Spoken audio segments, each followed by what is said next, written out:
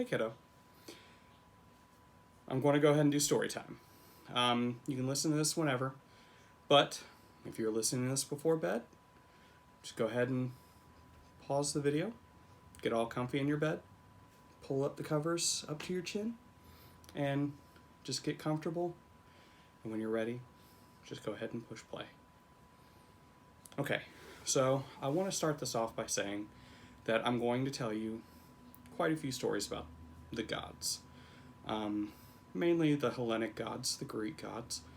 But I want you to know that a lot of these stories aren't going to sound like how you may have read them. The stories about the gods were told for the times that they were written in, or told in, because a lot of it was oral history back then.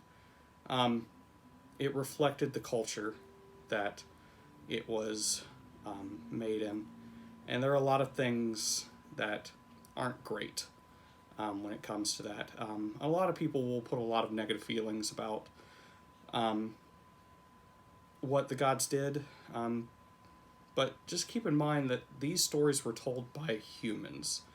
These stories were told by humans and made popular by humans, given the nature of the content. So keep that in mind. And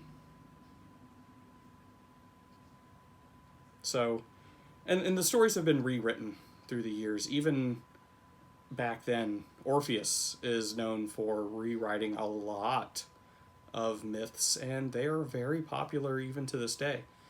So a lot of the stories I'm going to tell you aren't necessarily how the ancients told them, but stories change. Stories change all the time. And this is no exception. So the story I'm going to tell you tonight is about Pan and Selene. Pan is the god of the wild. He has great big horns, goat legs. A lot of the satyrs that you see today look like that because of Pan looking like that. That's not how satyrs originally looked. And Selene is the titan of the moon. Artemis took over once the gods took over. So, but she's also in many stories. But there was a particular time where Pan met Selene. So this story starts out in the fields of Arcadia. Arcadia is a place in Greece, very beautiful, very, there's a lot of places or pastures for goats and a lot of wildlife. It's Arcadia is used in a lot of stories nowadays for wildlife and woodlands and just sylvan glades. But in one such glade, Pan stepped into a clearing, and I have wrote this out, and this is an older story of mine, so you'll forgive me if I read. So Pan had been strolling the glades of Arcadia one night, and it was a clear night, cool breeze through the hills. In this glade, in particular, was a copse of vibrant trees, very green, very overgrown, except for in this little area here. There are night blooming flowers that were all around the glade. And in the center of this glade was a very clear pool of water. There was no wind that could make it through, and it looked like just a sheet of glass. The flowers that were blossoming at night were all around this pool of water. Wolves had made their way into the glade and were stopping for a drink of water, as wolves do. And as Pan made himself known, they raised their heads, saw him, acknowledged him, and then they quietly left the glade. giving Pan the area to himself. Pan was also thirsty, and he bent his head to the water to drink. His lips touched the clear pool, and he could easily see a fish swimming its way through. His touching of the water, the only thing that even disturbed the surface. Even he could see all the way to the bottom of this pool of water. He could see a rock, a smooth rock resting on the bottom, and just the way the light refracted, it made it look closer than what it was.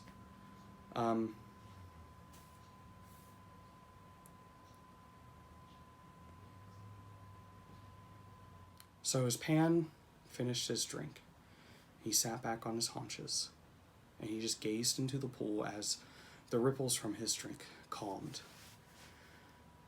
And that's when he saw her face. A face more beautiful than any nymph he had ever seen before. Looking back at the edge of the clearing, the wolves were still there, and their eyes raised to the sky. And Pan looked up and saw that the face in the pool was merely a reflection.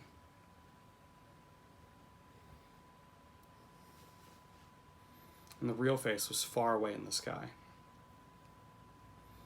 And he had heard of Selene, but he had never seen her. And she of the moon. Her attention was hard to garner, and this was the closest Pan had ever been. He knew he had to entice her down. He tried everything. He pleaded into the night sky. He built a fire and danced wildly around it. He even found the most beautiful fleece from the largest ram in the flock to wear and try to woo her. None of it worked. In defeat, he pulled his pipes from his haversack. He sat on the mossy rock and began to pour his heart through them. All of his feelings were played out through his music. His heart, his sadness, his lust, his love. Good, bad, he let it all go. The wolves had laid down to listen to his song, and they weren't the only ones to notice. As he played, the light grew brighter, sharp and silver. Pan's eyes were closed, and it went unnoticed. The goddess stepped foot in the glade, gazing at the horned, goat-footed god playing his reed pipes. The music was for her, she knew. All goddesses knew their sacrifice when it was offered. Walking towards Pan, Selene placed a gentle hand upon his shoulder. With a start, but still playing, Pan saw her in all of her radiance, all of her beauty, everything that an orb in the sky couldn't convey. A tear rolled out of his eye, but he kept playing for fear of her fleeing. She was here, though, and wasn't going anywhere.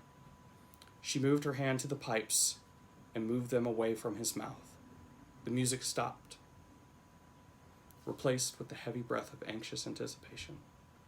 Selene leaned forward and kissed Pan, and he reached up to pull her into his embrace. The glade would be their bed that night.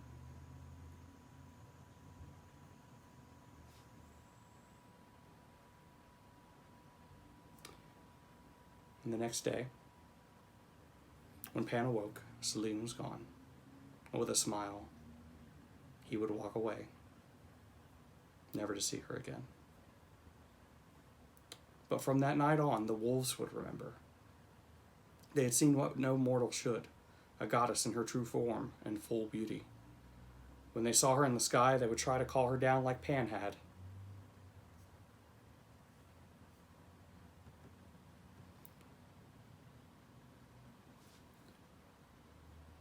When they saw her in the sky, they would try to call her down like Pan had, by singing the song he had played. They would sing every time they would see her in the sky. They would teach their songs to their children, hoping to have her visit them, even in blood. And to this day, the wolves still sing to the moon, hoping to tell the moon they love her too. So I hope you like the story. I hope you get plenty of rest. And if you need me, I'm just one word away. I love you, baby. Good night.